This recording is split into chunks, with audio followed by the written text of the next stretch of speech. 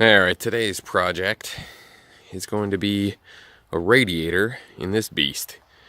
I'm having issues with it overheating, but only on the highway when you're trying to run for a while. You drive it around town all day and it won't overheat. But you put it on the highway, get it up to speed, you run 10-15 minutes down the road at 50-60 miles an hour and it starts climbing. And I can keep it from overheating by running the heater inside, so I'm sucking heat off of the engine through the heater core.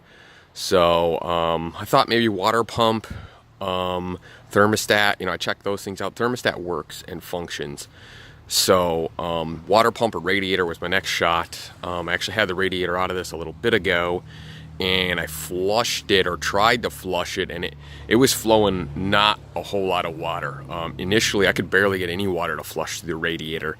I back flushed it and forward flushed it a couple of times with the garden hose, and I was able to get some water moving through the radiator. So I thought maybe I cleaned it out and it had some buildup or some scale, and I put it back in and it seemed to do okay, and then it started doing the overheating thing again. So I'm thinking the radiator is just corroded up on the inside, got some scale, something else. But I got a brand new one, just picked that up, came in the other day off Amazon, so much cheaper than trying to buy stuff through parts stores and stuff like that. So today we're gonna pull the radiator out. Should only take probably an hour at the most. These are pretty simple to come out, and I'll try to show you the steps as we go along. All right, so we start with draining the radiator, and that's done by, I'm trying to get there's a hose down there, kind of hard to see. It stores along the side of the radiator, up in the up position, and then you flip it down, punch it out the bottom of the radiator, and if you can see down there, down at the bottom down there is a threaded plug. You unthread it, not all the way out because it will leak. You unthread it until the radiator fluid starts flowing out of the hose right there. I've got that hose, you can see down here. I got it stuck out the bottom there and into an old antifreeze jug. Catch that antifreeze coming out of there. Another good idea, when you're doing that, you pop the radiator cap over here off the pressure bottle, because there is a seal on that and it'll make a vacuum and it will let all the fluid drain out. So that's the start of it right there. We get most of the fluid drained out that way. That way when we pull like our lower radiator hose off down there, we're not going to get as much antifreeze draining out all over the place that we have to catch and making a big mess. So after we get the radiator fluid drained out, I'm going to pull this upper hose right here, the fan shroud off. I'll show you that. There's just a couple of bolts right up here on the top of the radiator that hold it in place. It all comes out pretty quick, so we'll show you that when we get there. There's a couple of hoses. We got the upper radiator hose over on this side. There is over here is your hose that goes to your bottle, your pressure bottle. There's another second hose over here that goes to your throttle body. And basically all these just have spring clamps on them most of the time. They might have band clamps if they've been replaced. You just put a big set of channel locks on your spring clamp. They do make spring clamp pliers for this, but I've never bothered to get any. I just use these ancient handy channel lock pliers, because you can get them on there.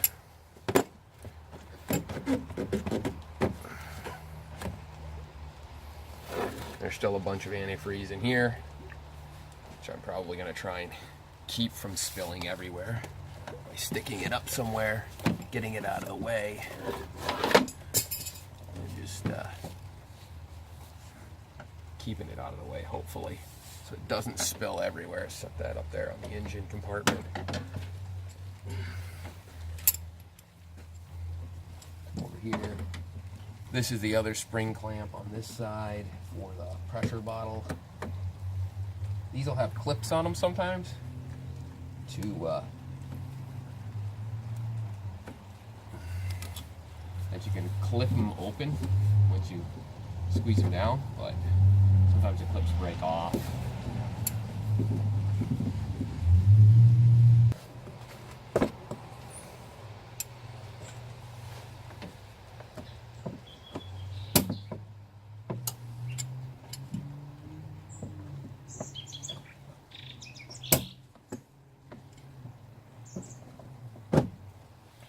There's these clips that hold the shroud together, the fan shroud. They've got a little plastic thing that sticks up, and you push that down to hold them in place. So you pull up on the plastic part at the top, pull up on this part, pull it out, and then they just pop out. It's nice if you can keep those intact. You can find them at parts stores to replace them if they break. There's 4 of them that are on that fan shroud. And then we've got these 2 nuts up here, or bolts at the top of the fan shroud right here and right here, hold the fan shroud in place. I believe those look like they're 10 millimeter, usually are.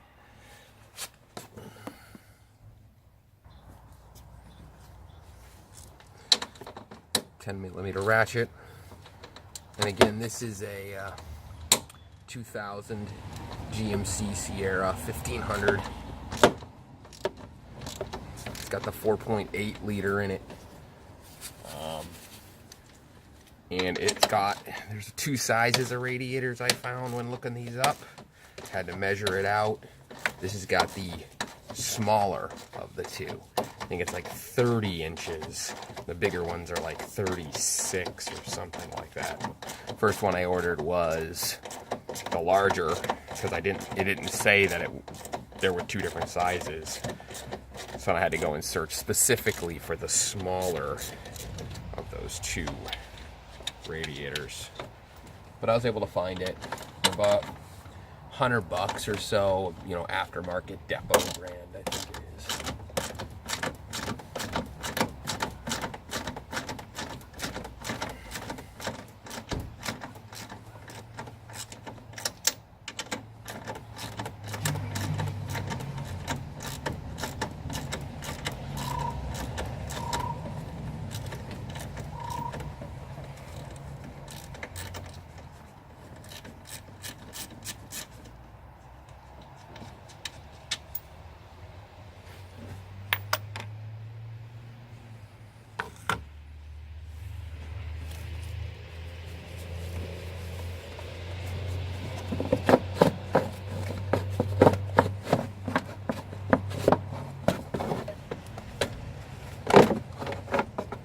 Upper radiator shroud.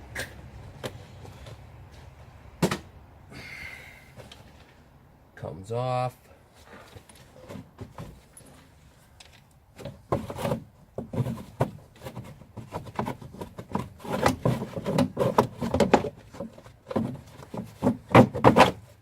Once you get that out, lower radiator shroud just pulls out. It just sits in there. So once you get your 2 shrouds out of there, you're going to pull that lower radiator hose off, just like I've had. Got your drip pan underneath there because you're going to get a bunch of fluid out of that bottom of that radiator. And over here, you've got these 2 lines. One right here, one down there. They're both transmission cooler lines, and they run into these fittings right here. Now these fittings are going to have a clip on them. Got a couple of them sitting right here. These little clips like this. And these clips, you're going to have to get a pick in and pop them, pull them out of the fitting.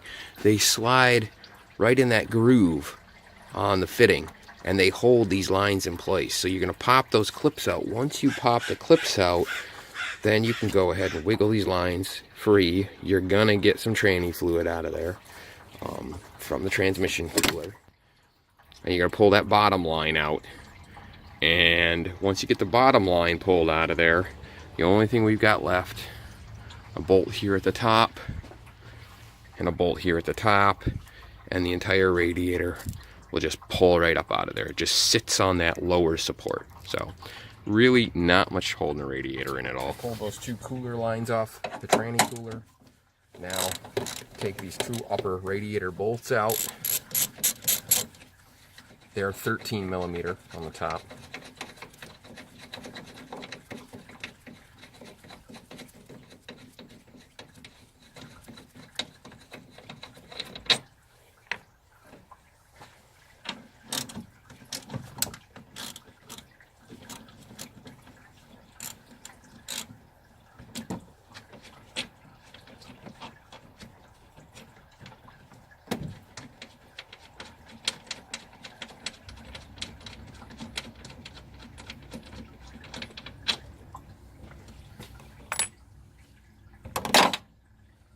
This whole radiator is now loose and ready to come out.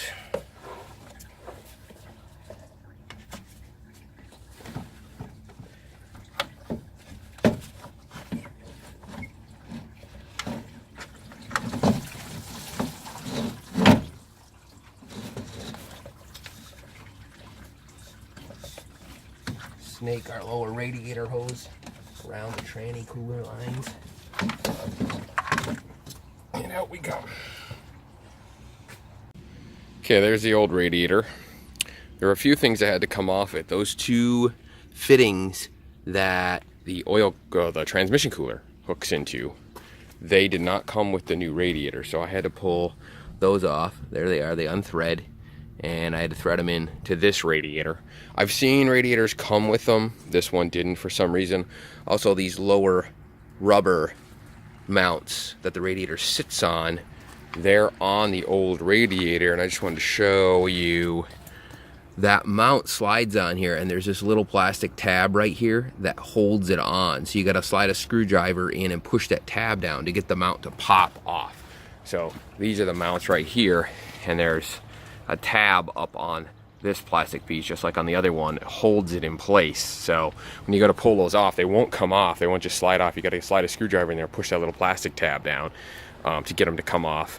Of course, I transferred the lower radiator hose over already because that's easier out here. And this drain hose, there's that drain fitting. I put that on here. There's supposed to be a little plastic loop here that kind of holds it up. And this one got broken in shipping, but it'll still work. This is how you drain that radiator. You unthread this and you loosen that up until the coolant starts flowing out the hose on the bottom. Easy way to drain it. This radiator, for some reason, I only got about a half a gallon of fluid out of that, which is one of the reasons I'm thinking that this radiator has got a clog or something in it, because it should drain completely. The whole entire radiator should drain out, and it just won't. So we'll see. Throw the new radiator in, take it down the road, and hopefully we don't have any overheating anymore. New radiator set in there. That bolt's tight. What you want to look for here before you start putting shrouds back on, we have this upper hose right here that goes to your coolant tank over there. Then we have a transmission cooler line. Next down, we've got another small coolant hose that goes to your throttle body, the other oil cooler line, and then the lower radiator hose is clamped back onto your thermostat housing. Make sure you got all those hooked back up before you start putting shrouds and stuff in, because then the only thing we have left to actually hook on the radiator is this upper radiator hose once the shrouds are all back on. So next, shrouds going. Lower shroud first. It sort of goes in like this and then tips when you get it down to the bottom. Snake it underneath these hoses, slide it down in here.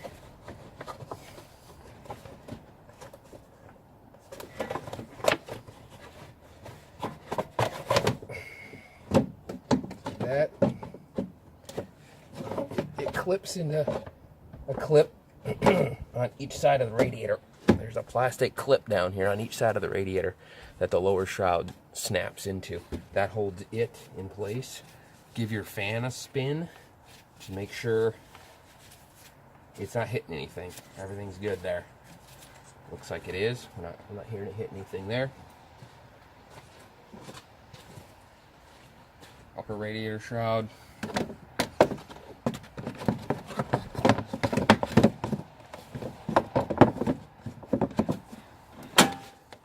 Drops in like this. There's a couple of tabs on each side that line up with the lower radiator shroud.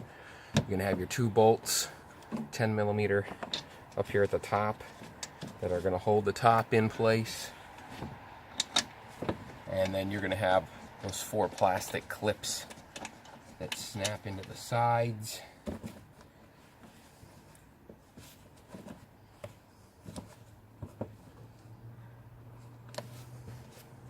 Get a few more tools.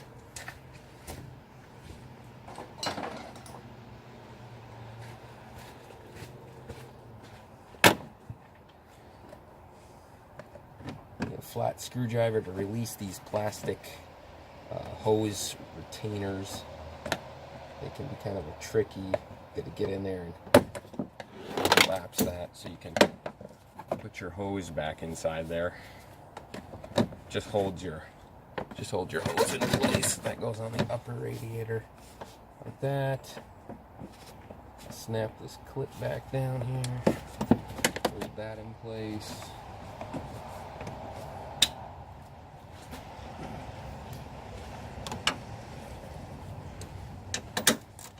Tighten up these upper shroud bolts here.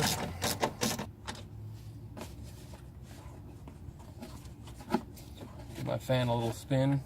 My shroud still isn't hitting anything, so that's good. Take these little guys, you're going to shove them in through the plastic hole, and you're going to push that top part down to expand them and get them to hold the shroud together in place where it belongs. Can be a little tricky. You don't want to push that tab down before you get it seated all the way through, or it won't go through.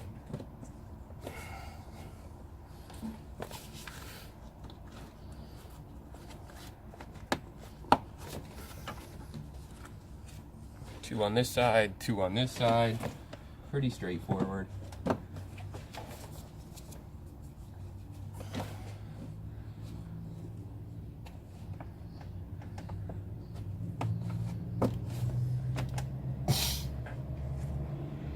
Well, now we just got to put the upper intake hose on this vehicle.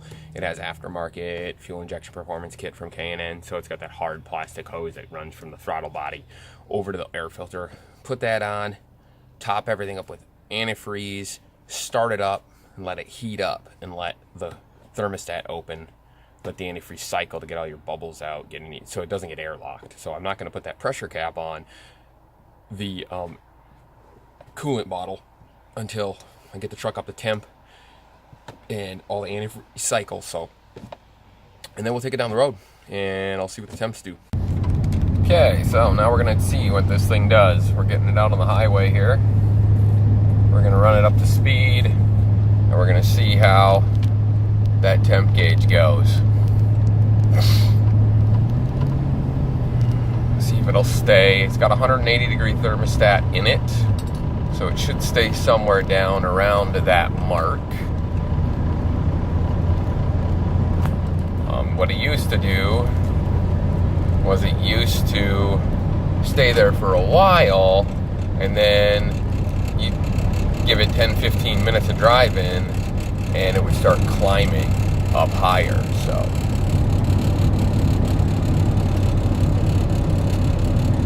we're gonna see what happens here. Obviously, so far so good. I don't have the heater on, and that used to cause it to overheat faster, obviously, without the heater sucking heat off the engine.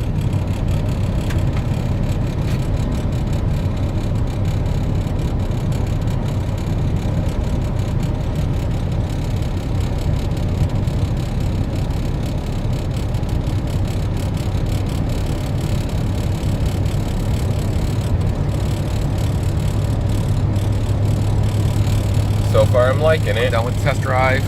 So far, temp's still sitting the same. 190-ish. It's got a 180-degree thermostat, so that's about right. It's gonna fluctuate there. No overheating, so if you happen to have a early 2000s GMC and it's overheating when it runs down the road, but not in town, it might be a clogged up radiator. That's what's the problem here. We just had a bunch of clogging on the radiator.